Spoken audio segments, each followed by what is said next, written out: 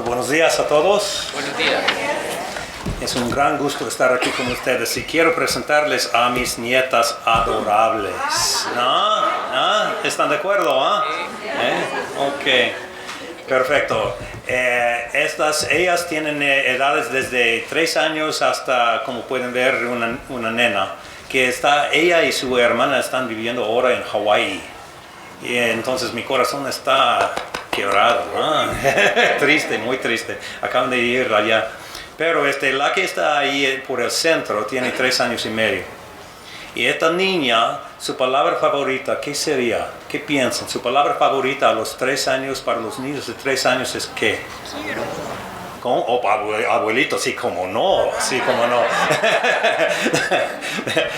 El hecho es que sí es verdad, porque entra mi esposa y yo y están viendo baba, baba, baba, así me llaman, baba.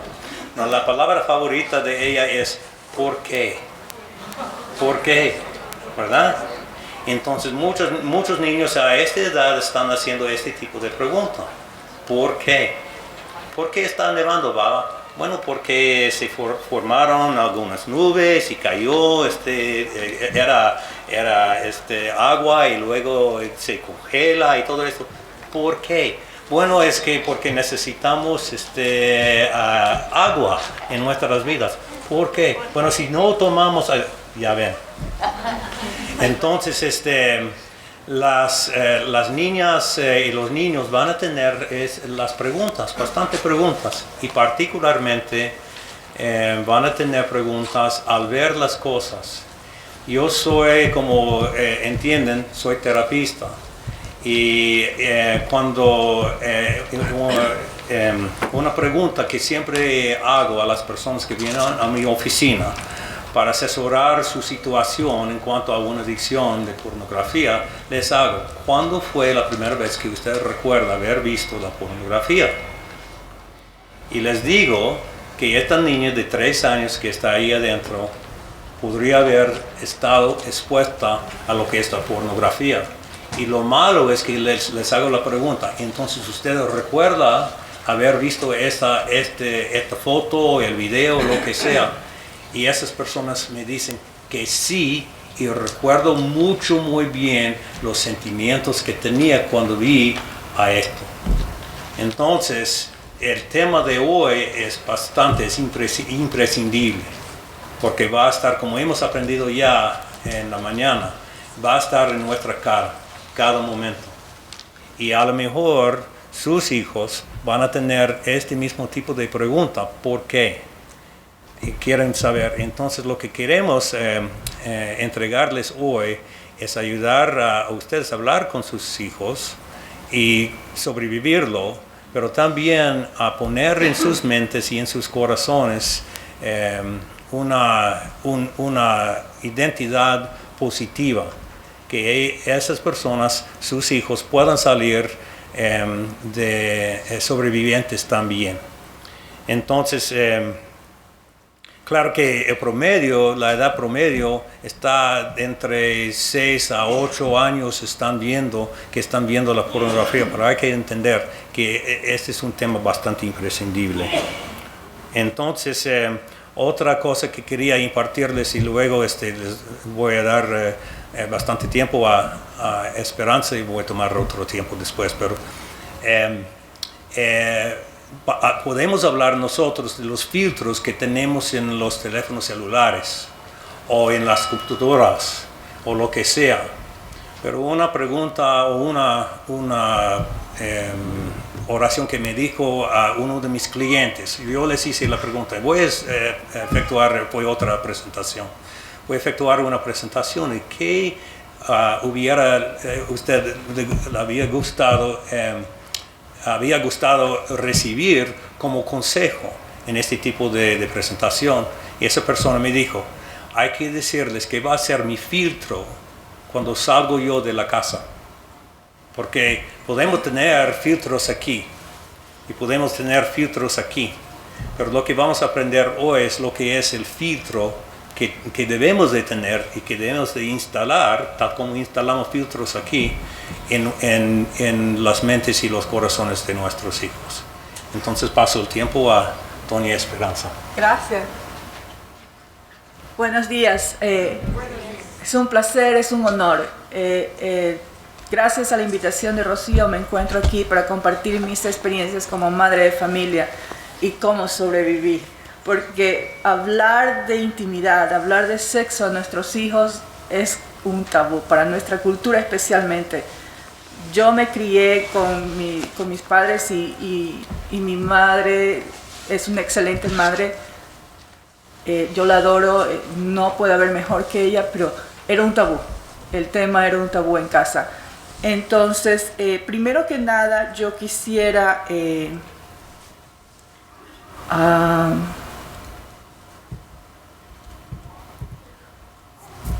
contarles un poco acerca de mi historia. No importa cuánto nosotros le podamos hablar a nuestros hijos acerca del sexo, acerca de procreación, acerca de los cambios de su cuerpo. Mi hija un día retornó de su clase, ella estaba estudiando para asistente médica en esa época y me dijo, mamá, una cosa es la teoría y otra ha sido verlo. Lo que pasó fue que yo trataba siempre de explicarles cómo funciona la procreación, cómo nacen los bebés en ese aspecto, y ella vio el video y se sentó y me dijo, ha sido cosa seria. O sea, todavía estaba pensando, yo no sé cómo voy a hacer cuando tenga que tener hijos. Entonces, siempre va a haber ese, como dijo John, ese filtro. Una cosa es verlo y otra cosa ha sido verlo. Una cosa es la teoría, perdón, y otra cosa ha sido verlo. Y eso, imagínense cómo sería la sorpresa de ella si no lo supiera. ¿Qué hubiera pasado si ella no hubiera sabido nada acerca de este acto tan importante en el ciclo humano? Imagínense, la sorpresa hubiera sido muchísimo mayor. ¿Cómo ella hubiera podido reaccionar ante esa información? Entonces, ahora trasládelo a pornografía, trasládelo a fotos, a sexting, cuando los chicos mandan fotos de ellos semidesnudos, inclusive desnudos. Imagínense cómo ellos van a reaccionar ante eso. ¿Qué es lo que ellos van a hacer? Porque, como bien mencionó Jan, nosotros no vamos a poder estar con nuestros hijos 24 horas al día. Lamentablemente no es posible. Ellos algún día van a tener que salir de ese hogar, van a ir a la escuela, van a ir con los amigos, y ellos tienen que aprender a defenderse por sí solos. Tienen que aprender a protegerse por sí solos. Entonces, un poquito más acerca de mi familia. Esta es mi familia. Como verán, hay unos círculos y les explico el porqué. Mi esposo y yo somos casados en segunda nupcias. Él tiene 3 hijos, yo tengo 2. Cuando le comenté a mis hijos, especialmente los latinos, ellos son de Ecuador como yo, les comenté, voy a hablar en esta presentación de esto. Mi hijo especialmente abrió sus ojos y me dijo, te felicito, mamá, pero no me digas mi nombre. Para él ha sido una experiencia el haber sido criado por una madre que fue al principio divorciada. Llegamos a ser una madre no soltera, porque no lo tuve sin casarme, lo tuve casada, pero después me divorcié. Pero una madre soltera y tener que tomar, como quien dice, el toro por los cuernos y hacerme cargo de su crianza en todo aspecto. Entonces, tengo que darle crédito a él, especialmente, que tuvo que pasar por los momentos vergonzosos cuando su mamá le explicaba acerca de los sueños mojados, de los cambios en el cuerpo, etcétera, etcétera. Entonces, por eso la sorpresa de mi hijo, no menciones nombres, mamá. Y yo le decía, chances hay de que nadie te conozca. Igual me dice, esto es entre tú y yo, siempre ha sido personal. Entonces, como les digo, tuve mis 2 hijos, me divorcié, estuve como unos 10 años o 12 años solo con mis hijos, a cargo de ellos, y luego conocí a mi esposo y nos casamos. Siempre digo que lo conocí en el momento más adecuado, el momento más importante, fue una bendición. Y él ha sido realmente una figura paterna para mis hijos. Y del mismo modo yo espero haber sido una figura materna para los hijos de Richard. Actualmente los chicos, gracias a Dios, se llevan muy bien entre ellos. Ellos se consideran hermanos y hermanas, pero todo esto costó trabajo, mucho trabajo. Mucha unión de parte de mi esposo y la mía, de presentar un frente único. Y esto creo que se aplica a cualquier familia. Ustedes tienen que presentar un frente único. ¿Ok? ¿Cómo comenzó todo esto? Empezó ahí, en la bañera. Cuando mi hijo tenía unos 3 años y mi hija 1 año y medio, tiene una diferencia de 16, 18 meses, ellos estaban bañándose y yo los estaba ayudando y obviamente estaban desnudos y en eso mi hijo la vio a mi hija en su parte íntima. Abrió sus ojos y se miró a él y la señaló, le dijo, ¿qué le pasó a mi hermana? ¿Se cortó? ¿Se dañó? ¿Le dolió? O sea, él no podía ni hablar bien todavía y estaba asustado de ver que se notó la diferencia. Yo me quería reír, pero él me miró y con esa cara de preocupación y de frustración y de descontento de verme que no lo tomaba en serio. Y tuve que componerme enseguida y decirle, papá, tú eres un niño y estas son tus partes de un niño, por eso eres un niño. Ella es una niña, las niñas no tienen esto, tienen una vagina. A esa edad, 3 años. Entonces eso me di cuenta, descubrí que tenía que tomar acción, que yo iba a ser la que no solamente les enseñaba a ir al baño, a comer educadamente, a portarse bien, o sea, también tenía que educarle en esa parte tan importante que es la sexualidad. Entonces, lo que hice fue educarme, porque yo no tenía idea de cuáles eran los cambios físicos en el hombre. O sea, crecí con 3 hermanos y aún así no tenía idea. La primera cosa que hice fue preguntarle a mi mami, con la cual tengo una excelente relación. Mi mamá casi se cayó de espaldas y me dice, tú estás loca, a los 3 años, ¿qué vas a hacer? Él está muy chiquito, está muy joven. Y le digo, mami, ya me comenzó a preguntar, yo creo que tengo que estar preparada. Luego le comenté a mis hermanos y mis hermanos me dijeron, ¿por qué no te esperas un poco a que ellos crezcan y nosotros te ayudamos? Pero a más que yo leía, y esta es parte de mi profesión es analizar y, como se dice, pronosticar qué es lo que va a pasar en el futuro. Entonces, a lo más que yo leía, a lo más que yo me preparaba, me daba cuenta de que en realidad el padre o la madre son los mejores consejeros de sus hijos, los que mejores educan a sus hijos. O sea, no confíen en la escuela, no confíen en amigos. No, o sea, si la información la encuentran en el hogar, esa es la mejor información que ellos van a encontrar. Obviamente hay padres que, y hemos escuchado, no cumplen con esta función apropiadamente. Pero si estamos aquí para aprender, es porque yo estoy segura, tenemos esa buena intención de educar correctamente a nuestros hijos. Entonces, me gusta este gráfico porque una cosa es el querer, una cosa es el poder, pero si no sabemos, no sirve de nada. Una cosa es el saber, pero si no queremos, tampoco sirve de nada. Las 3 cosas juntas, el querer, el saber y el poder, crean la competencia. Los hace a ustedes mejores padres, los convierte a ustedes en padres competentes para poder educar y criar a sus hijos de la mejor manera. Otra cosa que también he escuchado es que una talla, one size, no le calza a todo el mundo, es verdad. Pero hay algo que yo creo que se llama fundamentos y principios básicos. Y eso sí le calza a todo el mundo. Entonces, espero que en esta presentación ustedes puedan tener ideas de cómo podemos aplicar esos principios básicos o al menos ayudarles en sus conversaciones con sus hijos acerca de este tema. Entonces, la siguiente experiencia que se me presentó con mi hijo, y voy a hablar muchísimo de él, y si se me sale el nombre, por favor, me perdonan, porque supuestamente no lo puedo decir, y respeto esa decisión de él, es cuando tuvo 4 años, me dijo, mami, ese baño es solo para mujeres. Y yo dije, ay, ¿y ahora qué hago?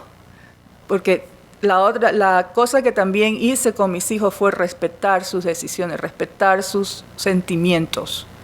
Él me dijo, mami, me da vergüenza entrar al baño de mujeres, es para mujeres. Yo soy hombre, una criatura de 4 años. Entonces, supe que tenía, o sea, era la duda, o sea, no, lo que yo había, de lo que me había dado cuenta en el pasado, era una idea que se me iba reafirmando más, de que tenía que educar a mi hijo, de que tenía que estar anticipada en este caso. Entonces me tocó hablarle de su cuerpo, me tocó enseñarle cómo ir al baño, cómo protegerse, cómo cuidarse. No vayas a los urinales, porque ahí te pueden ver personas y hay personas que no están bien de su cabeza y te pueden hacer daño. Entonces anda al baño que está cerrado. Yo voy a estar parada afuera.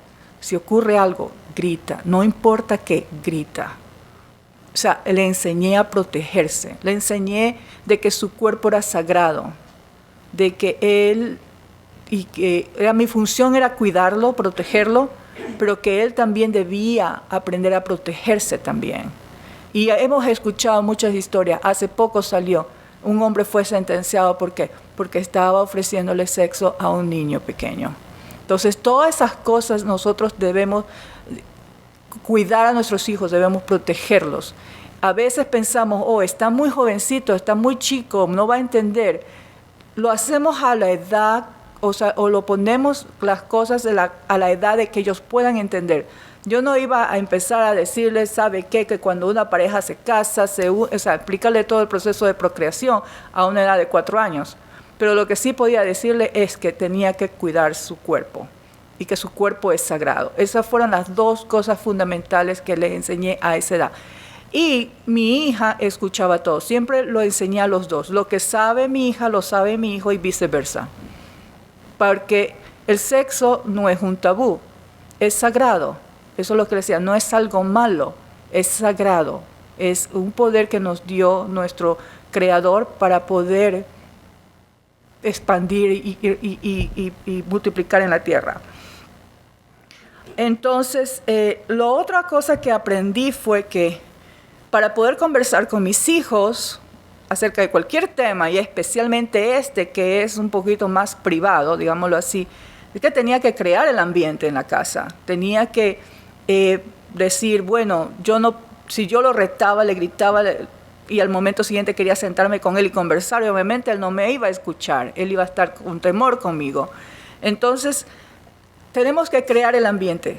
Tenemos que hacerles sentir que el hogar es un lugar de refugio, un lugar donde ellos pueden ser escuchados, un lugar donde ellos pueden ser consolados, un lugar donde ellos pueden preguntar y recibir la información que necesitan, un lugar donde ellos sepan que tienen un hombro donde se pueden recostar, de que no nos vamos a burlar de ellos y pensar, nada que ver, ahorita tú no sabes, espera cuando crees que ya vas a ver cómo es la cosa.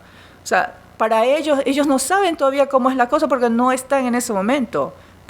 Quizás lo que para nosotros es una cosa mínima, pero para ellos es importante, es vital, es crucial. Entonces hay que ponerse en ese nivel, acordarnos cuando fuimos terneros y saber comprenderlos. Eso ayuda a establecer ese ambiente, a crear ese ambiente.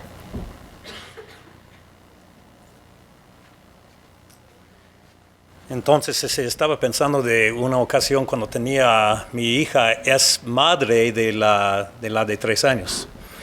Y estuvimos nosotros viviendo en Guatemala y habíamos nosotros esperado, sino hasta, 2, 3 de la mañana.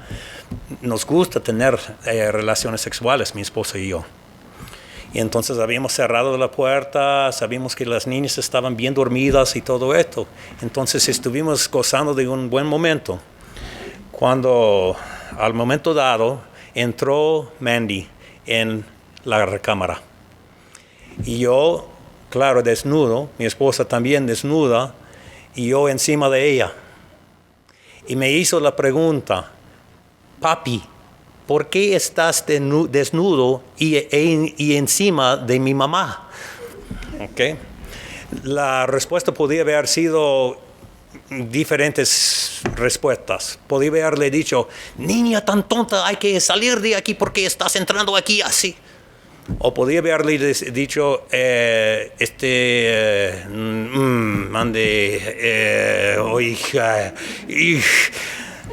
o lo que sí, afortunadamente, lo que dije fue, bueno, vamos a tu recámara y vamos a platicar de esto. Después de vestirme un poquito, y platicamos, le hice la pregunta, ¿por qué viste? ¿Qué piensas? ¿Y qué piensas que estaba sucediendo? Bueno, nosotros estamos casados, nos amamos y esto es lo que sucede cuando dos padres aman el uno y el otro. Y algún día te toca a ti a gozar de esta cosa buena. Fue suficiente. Se puso a dormir y estaba bien.